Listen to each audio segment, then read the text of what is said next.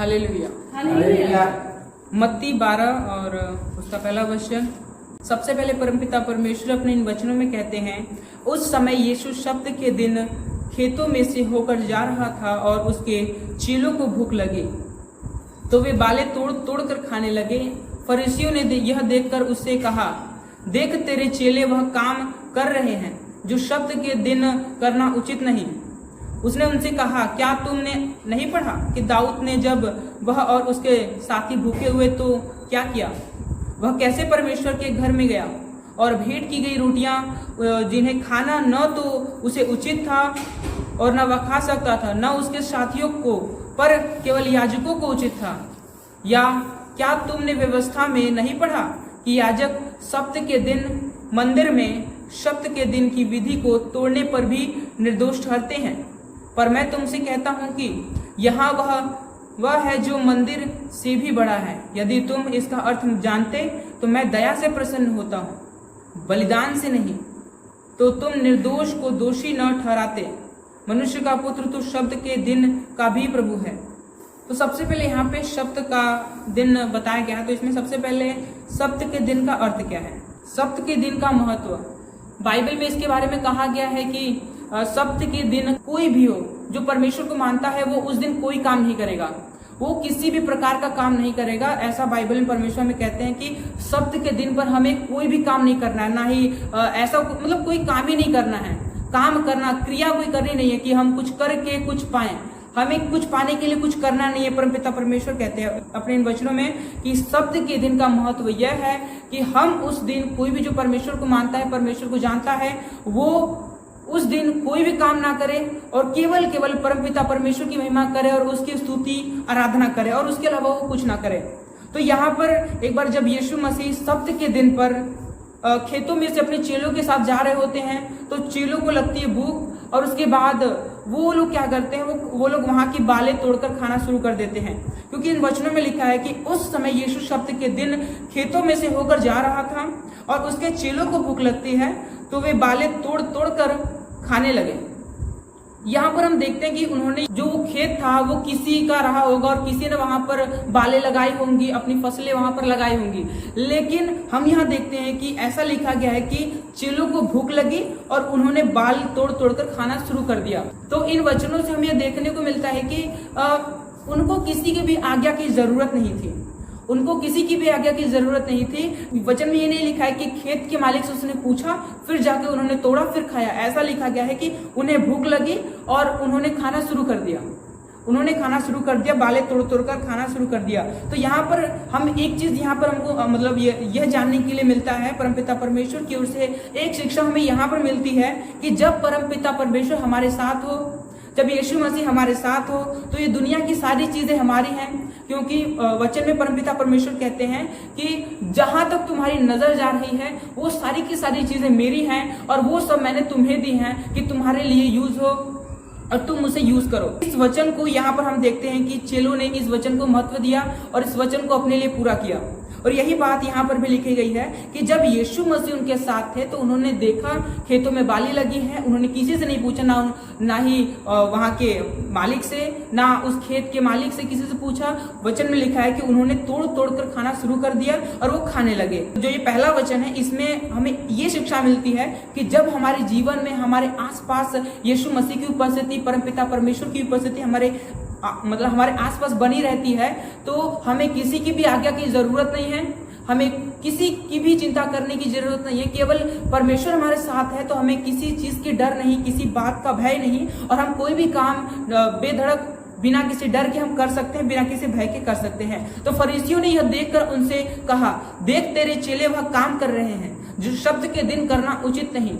फरीसी कहते हैं यीशु मसीह को कि देख तेरे जो चेले हैं वो लोग सब्त के दिन भी काम कर रहे हैं। वो क्या कर रहे हैं, वो फलों को तोड़ रहे हैं, मतलब बालों को तोड़ रहे हैं और तोड़कर खा रहे हैं। वचन कहता है कि सब्त के दिन पर हमें कोई काम नहीं करना है, हमें किसी प्रकार का कार्य ही नहीं करना है जिससे हमें कुछ मिले। जैसे उन्होंने तोड़ा फिर उन्होंने उनको खाने को मिला, तो हमें ऐसा कोई भी काम सब्त के दिन पर नहीं करना चाहिए जिससे हमें कुछ रिटर्न मिले या फिर हमें उससे कुछ फायदा हो।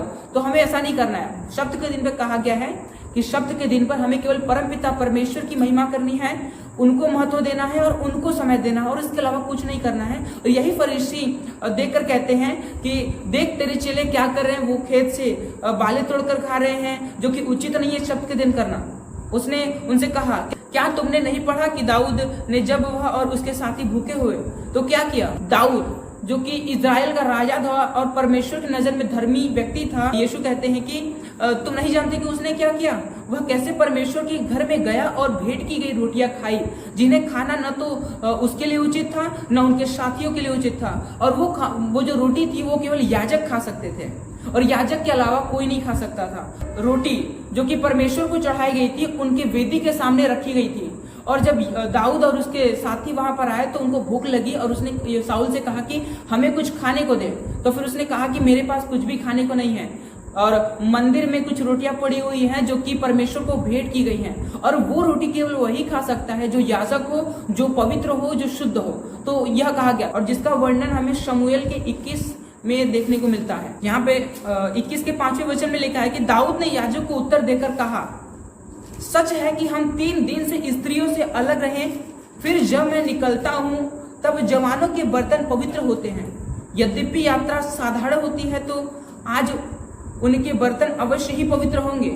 तब याजक ने उसको पवित्र रोटी दी। लिखा है कि तब याजकों ने उसको पवित्र रोटी दी क्योंकि दूसरी रोटी वहां न थी, केवल भेंट की गई रोटी थी जो यहोवा के सम्मुख से उठाई गई थी कि उसके उठा लेने के दिन गर्म रोटी रखी जाए। यहाँ पे परमेश्वर कहते हैं, इन वचन में कहा जाता है कि याजक ने उस पवित्र रोटी जो वेदी के सामने रखी हुई थी उसे उठाकर दाऊद को दिया और दाऊद के साथ उनके साथियों को दिया, क्योंकि वहां पर और कोई रोटी नहीं थी।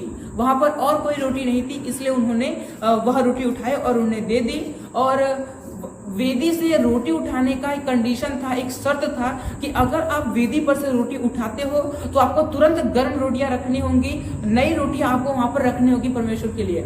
अगर आप वहां से रोटी उठाते हो, उठाने के जस्ट तुरंत ही आपको दूसरी रोटियां रख देनी है। लेकिन यहाँ पर क्या बताया जा रहा है कि वहां पर गर्म रोटियां भी नहीं थी, दूसरी रोटियां भी नहीं थी, लेकिन फिर भी पवित्र स्थान से पवित्र रोटियां उठाई गई और दाऊद और उसके साथियों को दी गई और उन्होंने खाया और तृप्त हुए। वैसे ही यहाँ पर भी यीशु मसीह कहते हैं कि जैसे वहां पर वेदी के सामने रखी गई रोटियों का कंडीशन ये था कि उसे कोई भी पापी व्यक्ति नहीं खा सकता, केवल धर्मी व्यक्ति खा सकता है, केवल याजक ही उसे खा सकते हैं। लेकिन दाऊद ने खाया और उसके सैनिकों ने खाया तो वहां पर परमेश्वर का कोई भी कोप हमें देखने को नहीं मिला। परमेश्वर ने किसी प्रकार से किसी को भी दंड नहीं दिया। वैसे ही यहाँ पर भी यह उचित नहीं है कि हम व्यवस्था को फॉलो करें, नियम को फॉलो करें। परमपिता परमेश्वर कहता है कि हम नियम को फॉलो करें, लेकिन हमारा मन पवित्र होना चाहिए। अगर हमारा मन ही पवित्र नहीं है और हम नियम को फॉलो करते हैं तो परमेश्वर की नजर में वो भी व्यर्थ है और वह भी किसी भी काम का नहीं है। तो परमपिता परमेश्वर इन वचन में कहते हैं, वह कैसे परमेश्वर के घर में गया और भेंट की गई रोटियां खाई और जिन्हें खाना ना तो उससे ना तो उनके साथियों को, केवल याजक को उचित था।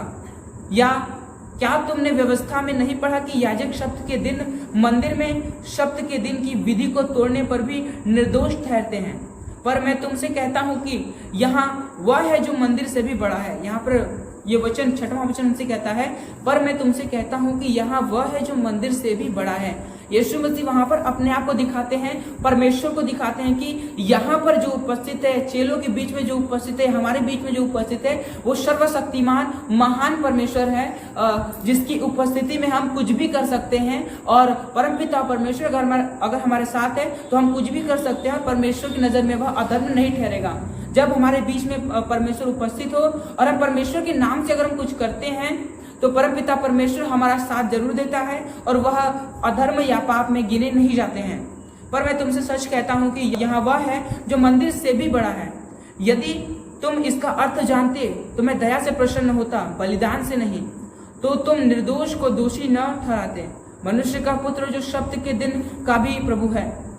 यहाँ पर यीशु मसीह कहते हैं कि तुम जो फरीसी सारे के सारे नियमों को फॉलो करते हो, सारे के सारे व्यवस्थाओं को फॉलो करते हो और हर प्रकार की जो नियम कानून जो बाइबल में है तुम सब कुछ मानते हो, लेकिन तुम केवल एक बात है जो तुम नहीं मानते हो।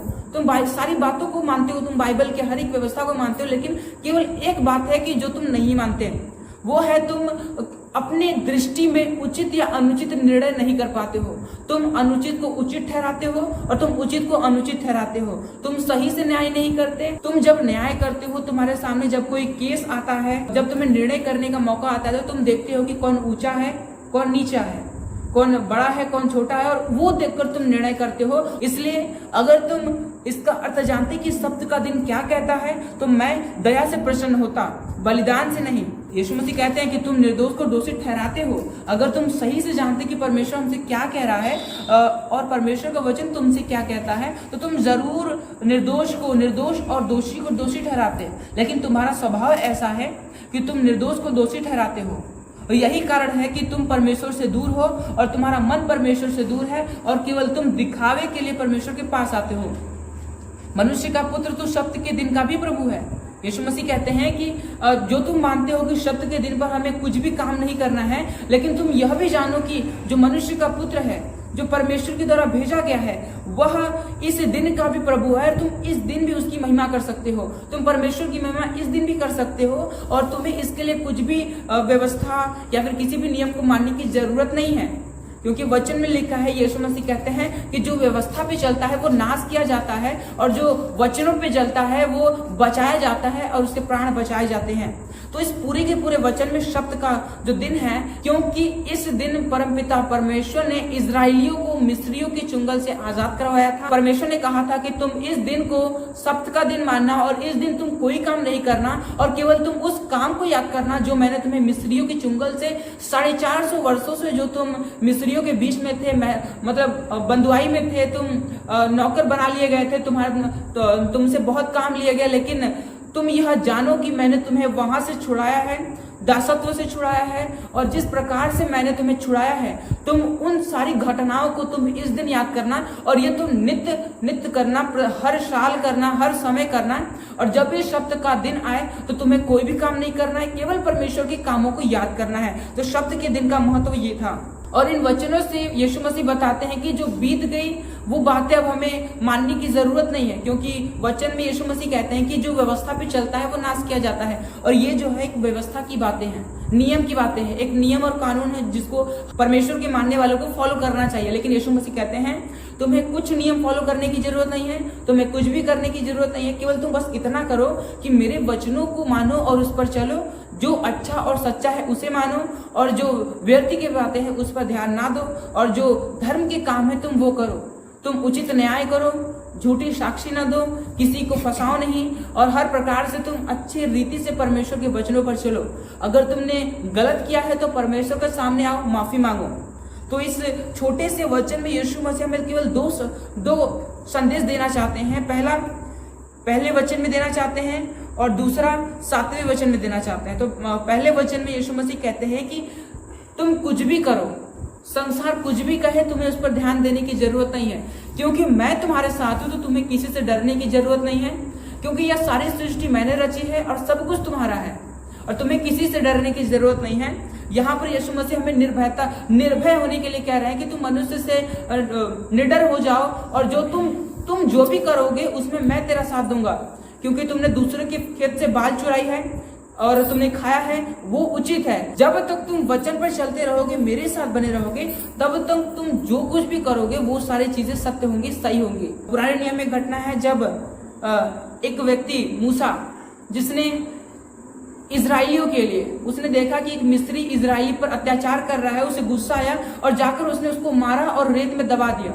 उसे लगा कि अब उसे कोई नहीं जान पाएगा, लेकिन अगले ही दिन एक फिर से झगड़ा हो रहा था, फिर वो उसके पास आया।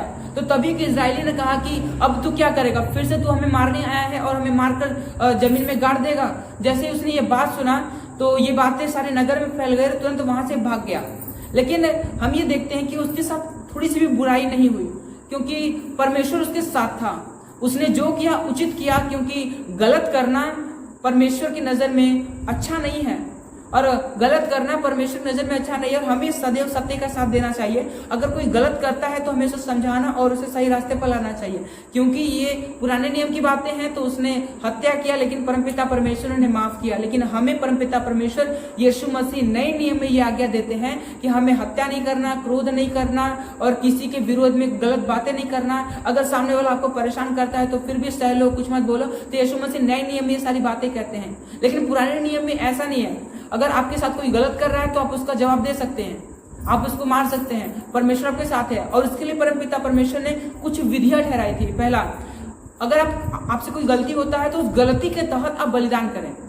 पुराने नियम में था कि अगर आपसे कोई गलती होता है तो आप उसको नियम के तहत बलिदान करो और आपके पाप जो है क्षमा कर दिए जाएंगे। लेकिन नए नियम में ऐसा कोई प्रावधान नहीं है कि अगर आपसे गलती हो रही है तो आप बलि करो फिर आपके पाप क्षमा हो जाएंगे। लेकिन नए नियम में बलि के जगह पर पश्चाताप आ गया है कि अगर आपसे गलती होती है तो आप अपनी गलती को मानो और अपनी गलती को मानकर परमपिता परमेश्वर के सामने पश्चाताप करो, जिसके साथ साथ आपके पाप क्षमा किए जाएंगे। आपको बलि करने की जरूरत नहीं है और किसी भी रीति से आपको कोई भी नियम, कोई भी व्यवस्था फॉलो करने की जरूरत नहीं है।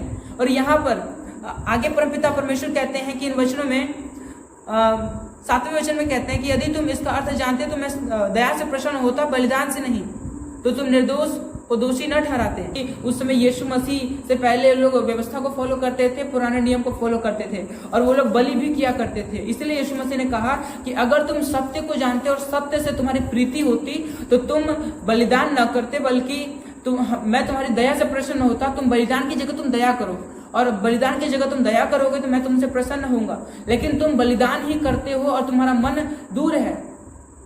ऐसे ही जब एक बार अय्यूब से पाप होता है तो वो चाहता तो बलिदान करके बच सकता था, लेकिन उसने बलिदान नहीं किया। उसने बलिदान नहीं किया क्योंकि वह जानता था कि मैं बलिदान करके बच जाऊंगा, परमेश्वर की कोप से तो बच जाऊंगा, लेकिन जो मेरा मन है वो अशुद्ध हो चुका है। इसलिए उसने कोई भी बलिदान नहीं चढ़ाया, कुछ भी नहीं किया और परमेश्वर के सामने जाकर पश्चाताप किया और कहा कि हे परमपिता परमेश्वर, मेरा मन अशुद्ध हो गया है, मैला हो गया है। अब तू मेरे अंदर से इस पत्थर के हृदय को निकाल और मांस का हृदय मेरे अंदर भर, जिससे मैं तेरे वचनों पर सदा बना रहूं और फिर से मुझसे गलती ना हो। तो यहाँ पर अय्यूब ने बचने का प्रयास नहीं किया, अपने उस पाप को परमेश्वर के सामने प्रकट किया और परमेश्वर ने उसकी सुनी और उसके पाप को दूर किया और उसके हृदय को बदल दिया। तो ऐसे ही परमपिता परमेश्वर का वचन कहता है कि हमें बलिदान से नहीं, किसी भी क्रियाकलाप से नहीं, किसी भी नियम कानून से नहीं, बल्कि पश्चाताप से ही, केवल पश्चाताप से आपके पाप जो है क्षमा होते हैं। और पाप, कोई भी पाप तब कहलाता है जब परमपिता परमेश्वर की उपस्थिति उसमें ना हो। अगर हम कुछ कर रहे हैं उसमें परमपिता परमेश्वर की उपस्थिति नहीं है तो वो गलती कहलाती है, क्योंकि परमपिता परमेश्वर की दृष्टि में वो गलत है। लेकिन वही अगर हम कुछ काम कर रहे हैं लेकिन परमपिता परमेश्वर की उपस्थिति उसमें है तो तब उस समय वे परमेश्वर की नजर में एक अच्छा काम कहलाएगा और वह गलत काम नहीं कहलाएगा। तो इस पूरे वचन में हमें केवल यही सीखने को मिलता है। लोग कहते हैं कि शब्द के दिन पर काम नहीं करना चाहिए, लेकिन चेलों ने किया, लेकिन प्रभु ने कहा कि ये उचित है, इसमें कोई भी गलत बात नहीं है, क्योंकि मैं उनके साथ हूं इसलिए सब कुछ सही है। क्योंकि लोगों की नजर में वो गलत था, लेकिन यीशु मसीह की नजर में वो बिल्कुल सही था और वही सही भी है। ये पहली बातें तो ये कि परमपिता परमेश्वर की उपस्थिति हमारे सभी कामों को उज्जवल कर देती है, हमारे सभी कामों को सही कर देती है। और सेकंड ये कि अगर हमसे गलती होती है तो हम उस गलती को छिपाने की नहीं बल्कि उसको प्रकट करने की कोशिश करें और परमपिता परमेश्वर के सामने पश्चाताप करें, जिससे हमारे पाप जो है हमारे दिल से, हमारे मन से बाहर हो जाए। और शब्द के दिन का प्रभु कहने का अर्थ है कि परमपिता परमेश्वर हर एक दिन का प्रभु है। वो 7 दिन का प्रभु है, पूरे महीने का प्रभु है, पूरे साल का प्रभु है। और ऐसा कोई भी दिन नहीं है जहां पर हमें परमपिता परमेश्वर की स्तुति नहीं करनी चाहिए। हर समय, हर एक पल हम परमपिता परमेश्वर के लिए काम करें, क्योंकि उस दिन यह भी था कि मतलब शब्द के दिन का एक और महत्व ये था कि आप उस दिन कोई भी आश्चर्य काम नहीं कर सकते, परमेश्वर का भी कोई काम नहीं कर सकते, आप आराधना नहीं कर सकते, केवल आपको याद करना है परमेश्वर के कामों को। अगर आप कोई आ रहा है आपके पास कह रहा है कि प्रार्थना कर दो, तो वो भी नहीं करना है। कोई आ रहा है सामने कह रहा है कि मुझे तकलीफ है, मेरे लिए प्रार्थना कर दो, तो शब्द का दिन का जो नियम है वो कहता है कि आपको वो भी नहीं करना है। लेकिन यीशु मसीह कहते हैं कि वो भी कर सकते हैं। क्योंकि यीशु मसीह ने सप्त के दिन पर कई सारे रोगियों को ठीक किया, क्योंकि उस दिन काफी सारे लोग बैठे हुए थे, लेकिन कुछ लोग जो यीशु मसीह के पास आते हैं, मदद चाहते हैं, तो फिर यीशु मसीह तुरंत उसके साथ जाते हैं और बहुतों की मदद करते हैं। जिसको लेकर फरीसी एक बार फिर सवाल उठाते हैं कि सप्त के दिन पर तो कुछ करना नहीं है, लेकिन तुम क्यों कर रहे हो, व्यवस्था को नेग्लेक्ट कर रहे हो, नहीं मान रहे हो, तो यह उचित नहीं है। लेकिन फिर भी यीशु मसीह वहां भी कहते हैं कि ये जरूरी नहीं है कि सप्त के दिन पर हमें केवल एक जगह बैठकर हमें शांत रहना है। यीशु मसीह कहते हैं कि अगर कोई भी व्यक्ति मर रहा है, सप्त के दिन पर अगर कोई व्यक्ति मर रहा है, तो क्या मैं उसे बचाने न जाऊं, या कोई भी व्यक्ति नदी में डूब रहा है तो क्या हम उसे बचाने न जाए। यीशु मसीह इसी प्रकार से फरीसी को यह जवाब देते हैं कि तुम मुझे बताओ कि अगर सप्त के दिन पर कोई व्यक्ति नदी में डूब रहा है तो क्या तुम उसे बचाने नहीं जाओगे। सप्त के दिन पर कोई व्यक्ति मर रहा है तो क्या तुम उसे बचाने नहीं जाओगे। यीशु मसीह ने कहा कि जरूर बचाने जाएंगे और बचाने जाना चाहिए, क्योंकि परमपिता परमेश्वर की दृष्टि में भलाई ही सबसे उत्तम है। परमेश्वर चाहता है कि हम नियम कानून को नहीं बल्कि उसके वचन को ज्यादा महत्व दें। और यहाँ पे लेकिन आज के समय में जितने बड़े बड़े चर्चेज हैं जो कि नियम कानून को मानते हैं, वो उन्हें लगता है कि वो परमेश्वर की दृष्टि में धर्मी है, लेकिन वो यीशु की नजर में धर्मी नहीं है। तो ये पूरा का पूरा वचन हमें दो ही शिक्षा देता है कि हमारे जीवन में परमेश्वर की उपस्थिति हमारे हर एक काम को सही ठहराती है, और हमारे द्वारा किया गया हर एक कार्य परमेश्वर की नजर में विश्वास योग्य और ग्रहण करने के योग्य है। और हम जो करेंगे परमेश्वर उसमें साथ देगा। कोई कितना भी आवाज उठाए, कोई कितना भी हमारे विरोध में बोले, लेकिन हमारी ओर से परमेश्वर बोलेगा। क्योंकि यहाँ पर गलती चेले कर रहे हैं, तोड़कर चेले खा रहे हैं, लेकिन फरीसी को जवाब दे रहा है यीशु मसीह। वैसे हम भी देखते हैं कि हमसे कोई गलती होता है, जो संसार की नजर में गलती होगा, तो हमें जवाब देने की जरूरत नहीं, परमेश्वर खुद जवाब देगा, यीशु खुद जवाब देंगे। तो ये वचन हमसे एक और शिक्षा ये देता है कि अगर हम कुछ करते हैं तो हमें कुछ बोलने की जरूरत नहीं है। अगर संसार का कोई व्यक्ति हमसे कह रहा है कि तुम क्या कर रहे हो, तुम गलत कर रहे हो, तो हमें कुछ बोलने की जरूरत नहीं है। यीशु मसीह खुद उसको जवाब देंगे, जैसे यहाँ पर वो कर रहे हैं। चेले खा रहे हैं, चेले तोड़ रहे हैं, चेले सब कुछ कर रहे हैं, लेकिन जवाब देने का काम कर रहा है यीशु मसीह। चेलों की तरफ से बोलने का काम कर रहा है यीशु मसीह। वैसे ही अगर हमसे गलतियां होंगी तो हमें बोलने की जरूरत नहीं है, परमेश्वर हमारी ओर से जवाब देगा और हमारी ओर से लोगों से बातें करेगा। वो सबसे बातें करेगा हमारी ओर से। तो उसके लिए क्या करना होगा कि हमें परमेश्वर के साथ चलना होगा, वचन को मानना होगा और वचन में साथ साथ हमें बढ़ना होगा। तो यीशु मसीह हमें इन वचनों में केवल इतना ही सिखाते हैं और यही हमें बताते हैं कि हमारे जीवन में, हमारे लाइफ में, हमारे हर एक कार्यों में परमेश्वर की उपस्थिति होनी चाहिए, यीशु मसीह की उपस्थिति होनी चाहिए। लोगों की नजर में वो गलती होगा, फिर भी परमेश्वर हमारा साथ देंगे और हमारी ओर से परमेश्वर बातें करेंगे, हमारे लिए परमेश्वर काम करेंगे। क्योंकि वचन कहता है कि तुम सारी की सारी लड़ाइयां परमेश्वर पे सौंप दो और वह तुम्हारी ओर से लड़ेगा। और जिसका प्रमाण यहाँ पर है कि गलती चेले कर रहे हैं और जवाब यीशु मसीह दे रहा है। तोड़कर ये चेले खा रहे हैं और यीशु मसीह उनकी ओर से बोल रहा है। तो आज का वचन केवल इतना ही है। यीशु मसीह हमें इसी प्रकार से ये सारी शिक्षाएं देते हैं और इन सभी शिक्षाओं को हमें मानना है, उन पर चलना है। और जैसा कि यीशु मसीह ने हमें यह शिक्षाएं दी, हमें उसको अपने जीवन में लागू करना है। तो आज का वचन केवल इतना ही। यीशु मसीह के नाम से आमीन। हम धन्यवाद करते हैं पिता, तेरी उपस्थिति को हम महसूस कर सके पिता, क्योंकि आज का वचन तूने हमें दिया और हमें यह शिक्षा दी कि हम तेरे वचन में चले, हम तेरे कार्य को करें, तेरे हर एक कार्य में हम सम्मिलित हो। तेरा वचन जो कहता है उसे फॉलो करें। व्यवस्था पे जो चलता है वो नाश किया जाता है, लेकिन हम तेरे वचनों पर चलेंगे जिससे हम बचाए जाएंगे। हम व्यवस्था पर नहीं परंतु हम तेरे वचनों पर चलने वाले बने। हम नियम को नहीं बल्कि तेरे वचन को मानने वाले बने। और तेरा काम हमें यह सिखाता है और तेरा वचन हमें यह सिखाता है कि हमें हर पल हर एक क्षण भलाई करते रहना चाहिए। ऐसा नहीं कि आज हमने भलाई की और कल यह निश्चय दिन है कि हमें उस दिन कुछ नहीं करना है, तो हमें रुकना नहीं है, बल्कि परमेश्वर का काम हर एक दिन, हर एक पल, हर एक क्षण करते रहना है। तो आज का वचन हमें यही सिखाता है कि तेरी उपस्थिति हमारे जीवन में अनिवार्य है। अगर हमसे गलतियां होंगी तो तू हमारी ओर से बात करेगा। और तूने कहा है कि बलिदान से उत्तम दया है, और हम बलिदान नहीं बल्कि हम दया करें जैसा कि तेरा वचन कहता है। तो यीशु मसीह के नाम से हम धन्यवाद करते हैं, जैसा तूने हमारे लिए किया आगे भी करेगा और हम तेरे वचनों पर चल सके। यीशु मसीह के नाम से आमीन। हे हमारे पिता, तू जो स्वर्ग में है, तेरा नाम पवित्र माना जाए, तेरा राज्य आए, तेरी इच्छा जैसे स्वर्ग में पूरी होती है वैसे पृथ्वी पर पूरी हो।